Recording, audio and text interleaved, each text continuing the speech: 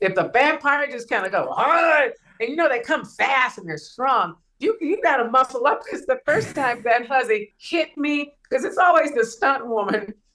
Yeah, that hussy hit me going like 5 miles an hour, and then the stunt people are just like granite. They're made of granite. It's like, oh hell. Okay, so next time she comes, I gotta brace myself so I don't knock my head against the wall. But that's what you sign up for. So it's not hard to go like, get off me, get the phone. Alfre, hello, how are you? I'm great. I'm happy to see you guys. We're happy to see you too. I think that was the best entrance we've ever had into a junket room before. Not so often, thank you for that. Not often are we having songs written about us or even attempts at songs written about us. I got one for you. I'll send you that one when I write that last one I talked about. I can't wait. Honestly, we loved you so much in this movie.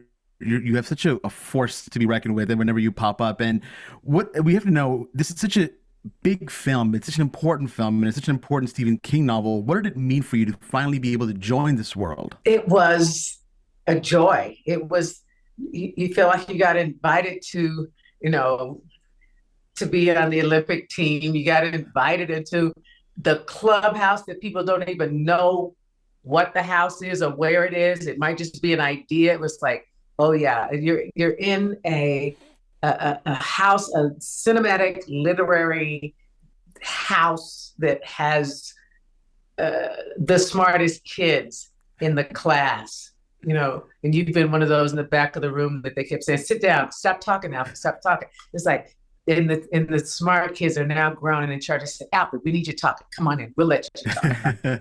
Yeah. That's fantastic. And I think something that we always find so fascinating in movies that are scary, and you're an incredible actor. You've been like, you are always such a bright spot in every film that you're in. One of the things that always fascinates us about being scared in films and actors being scared is that I think it's one of the emotions that you could tell when somebody's not selling it as much. Yeah, so how genuine is it? There's like a genuineness to being scared. So like, we're just curious for you, what's the secret to playing scared? How do you make that come off as genuine? Well, whenever you're acting and whatever you're acting is honestly believing it. If you know that you're acting, you're not being the human being. Any part of your brain that is not Dr. Cody. If I think of any that crosses my mind, I'm sorry, I'm Dr. Cody, so I can't have an Alfre thought. I can't have a contemporary thought if it's 1975. And so it's honesty, and it's skill, but you have to believe the human being that you found. You take the character off the page, and it's up to the actor to embody the mindset, the history, everything about that person. It has very unique fingerprints. And I'm telling you, it's when you're working honestly and that shite is happening, you're scared. It's like, if the vampire just kind of go, all right, and they come fast and they're strong, you got to muscle up because the first time that hussy hit me, because it's always the stunt woman. Yeah, that hussy hit me going like 5 miles an hour, and then the stunt people are just like granite. They're made of granite. It was like, oh hell. Okay, so next time she comes, I gotta brace myself so I don't knock my head against the wall. But that's what you sign up for. So it's not hard to go like, get off me, get in the phone. Well, we believed it. We believed every second of it. You sold that. You sold us on it. Yeah, you fought hard. We love that. We love that this movie's also coming out right around the fall season. We're getting into spooky territory, and we're curious for yourself, what are some of your spooky season traditions that you kind of look forward to every year? Okay, it's a spooky season because we have an election south of your border, baby. That's spooky enough. And I love how Stephen's work in this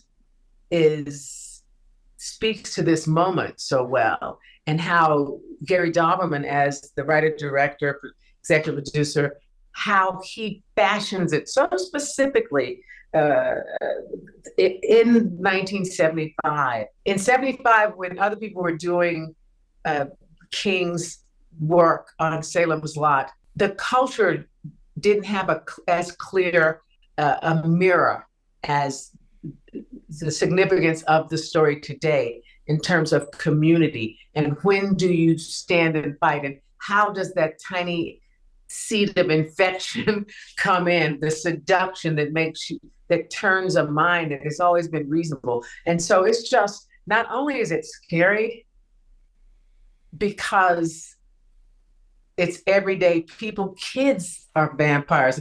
You want to go like, what's his name? Glick. No, knock them out. Come on, put the cross on her. You're yelling from to get the kids.